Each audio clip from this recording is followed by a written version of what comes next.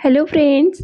तर आज ना आपण कटलेट रेसिपी बघणार आहोत. एकदम पार्टीमध्ये जशी असते की नाही, जसं लग्नामध्ये वगैरे स्टार्टरमध्ये ठेवलेले असतात तसेच आज आपण घरी बनवणार आहोत. मी एका लग्नामध्ये हे कटलेट खाल्ले होते आणि मला खूप जास्त आवडले होते. त्यासाठी म्हटलं की आज आपण घरी बनवून बघावं आणि तुमच्यासोबत पण शेअर केलं आहे. तर त्यासाठी नाही ते मी 5-6 छोट्या साईजचे असल्यामुळे छोटे छोटे आहेत बटाटे, म्हणून मी 7 घेतले आहेत. जर तुमच्याकडे मोठ्या साईजचे असेल किंवा तुम्हाला किती क्वांटिटीमध्ये बनवायचं त्यानुसार तुम्ही ते बटाटे बॉईल करून घ्या. तर माझे खूपच छोटे छोटे होते म्हणून मी ते 7 बटाटे घेतलेले आहेत आणि त्यांना ग्रेटरने किंवा मॅशरने मॅश करून घ्यायचं आहे. तर बघा इथे मी काही मॅश करून घेतले आहेत, काही एकदम जास्त सॉफ्ट बॉईल झाले होते तर मी त्यांना हाताने मॅश केले आहे, काही ग्रेट करून घेतलेलं आहे. तुम्ही मॅशरने मॅश करा किंवा ग्रेट करून घ्या, दोन्ही चालेल. त्यामध्ये ना अर्धी गाजर बारीक चिरून घेतलेली ॲड केलेली आहे. अर्धी सिमला मिरच तीसुद्धा बारीक चिरून घेतलेली आहे. 2 हिरव्या मिरच्या बारीक चिरलेल्या ॲड करायच्या आहेत. अर्धी वाटी बारीक चिरून घेतलेली कोथिंबीर ॲड करायची आहे. त्यामध्येच ना आपल्याला अर्धा वाटी इतकं पोहा असतो ना आपला जाड पोहा, त्याला मी भिजत ठेवलेलं होतं. 10-15 मिनटं आधी भिजत ठेवायचं आहे म्हणजे एकदम सॉफ्ट होईल. तर भिजून ठेवल्यानंतर त्यामध्ये सुद्धा ॲड करून घ्यायचा आपल्याला पोहा. अर्धा चमचा मिरची पावडर, पाव चमचा हळद आणि पाव चमचा धने पावडर ॲड केलेला आहे. पाव चमचा गरम मसाला आणि इथे मसाले ना आपल्या आवडीनुसार ॲड करा, कमी जास्त. अर्धा चमचा चवीपुरता मीठ ॲड केलेला आहे. आता ना आपल्याला हा सगळा मसाला एकजीव करून घ्यायचा आहे आणि याचा स्मूथ असा डो तयार करून घ्यायचा आहे. तर आधी मी चमचने मिक्स करून घेतलं, पण चमचने काही व्यवस्थित डो बनणार नाही, म्हणून आता हाताने आपल्याला याला मिक्स करून घ्यायचं आहे, पूर्णपणे सॉफ्ट करून घ्यायचं आहे. तर आता आपला जो कटलेटचा मिश्रण आहे तो मी तयार करून घेतलेला आहे. लगेच आपण त्यामध्ये डीप करण्यासाठी स्लरी तयार करून घेऊया. तर बघा इथे मी एक बाउल घेतले, त्यामध्ये 2 टेबलस्पून इतकं कॉर्नफ्लॉवर ॲड करायचं आहे, 2 टेबलस्पून इतकं मैदा ॲड करायचं आहे आणि ना आता थोडं थोडं पाणी ॲड करून आपल्याला स्लरी तयार करून घ्यायची आहे. तर स्लरी एकदम घट्टही नाही आणि खूप जास्त पाण्यासारखं पण नाही, छान अशी कोट होईल अशा प्रकारची आपल्याला इथे स्लरी तयार करायची आहे. थोडं थोडं पाणी ॲड करायचं, मिक्स करत जायचं. कन्सिस्टन्सी मी दाखवते तुम्हाला कितपत आपल्याला इथं पातळ करून घ्यायचं आहे. तर बघा अशा प्रकारची आपल्याला कन्सिस्टन्सी पाहिजे आपल्या स्लरीची, म्हणजे छान असा कोट होईल आपला हा कटलेट आणि तेलामध्ये टाकल्यावर विरघळणार नाही, फुटणार नाही. तर स्लरी बनवून तयार झाली आहे. तर त्यासोबत ना आता मी कोटिंगसाठी तुम्ही हवं तर ब्रेड क्रम्स घेऊ शकता, पण मी आज ना असे हे बारीकवाले शेवया भेटतं बघा मार्केटमध्ये, त्या शेवया वापरणार आहे.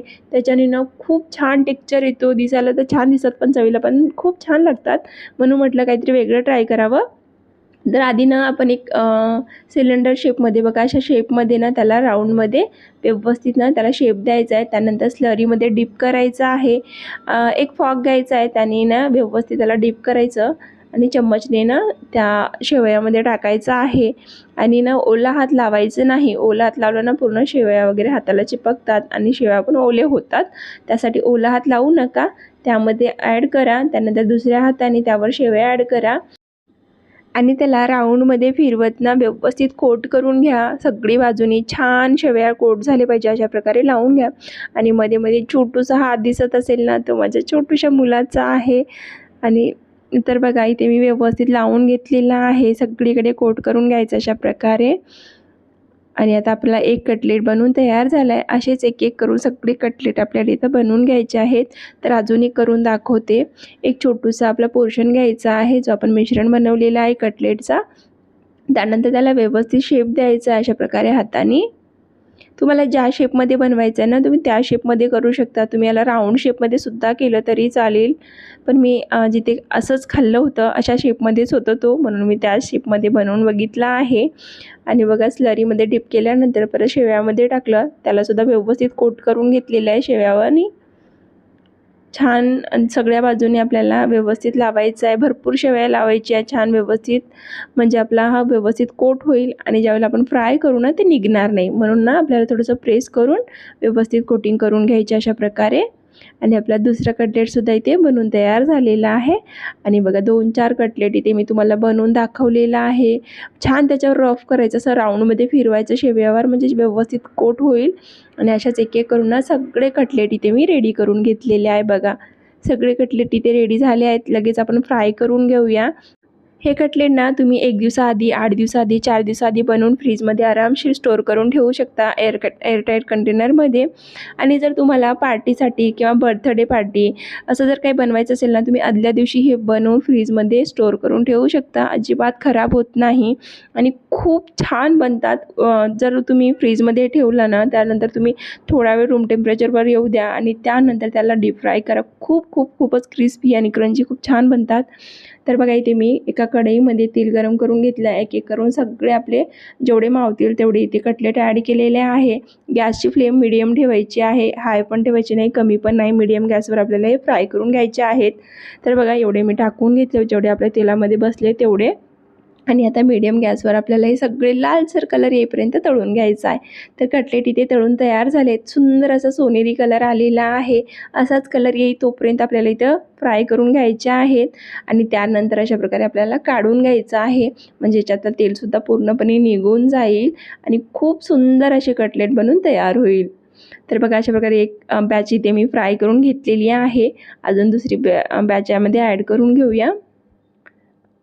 बघा काढून घेते आधी प्लेटमध्ये आणि आता आपली दुसरी बॅच पण यामध्ये ॲड करून घेते. ते पण फ्राय करून घेऊया आणि त्यानंतर आपण सर्व करून घेऊया. तर बघा दुसरी बॅच पण टाकून घेतली आहे. ते पण छान कलर येईपर्यंत मी फ्राय करून घेतलेला आहे. घाई करायची नाही, मीडियम गॅस ठेवायचं आणि मीडियम गॅसवर पूर्ण कटलेट आपले फ्राय करून घ्यायचे आहे. एकदम जसे आपण पार्टीमध्ये खातो की नाही, जसं लग्नातले वगैरे स्टार्टरमध्ये मिळतात तसेच एकदम रेस्टॉरंटसारखे कटलेट घरी बनवून तयार होतात. आणि ते मी सगळे कटलेट आपले फ्राय करून घेतलेले आहे. आवाज बघा कसा कुरकुरीत आवाज येतो की नाही, तसेच खरंच मध्ये तसेच तयार झाले होते. आणि आता सर्व करून घेऊया. सोबत मी केचप सर्व केलेला आहे. तुम्ही हवं तर ग्रीन चटणी वगैरे सर्व करू शकता. आणि इथे आपले कटलेट बनवून तयार झालेले आहेत. एकदम सिंपल रेसिपी आहे, यामध्ये कोणती मेथड नाही किंवा काही ट्रिक्स नाही आहे. सिंपल रेसिपी आहे. कशी वाटली कमेंट करून नक्की सांगा. आवडल्या चॅनलला सबस्क्राईब करायला विसरू नका. पुन्हा भेटू पुढच्या व्हिडिओ. तोपर्यंत बाय बाय.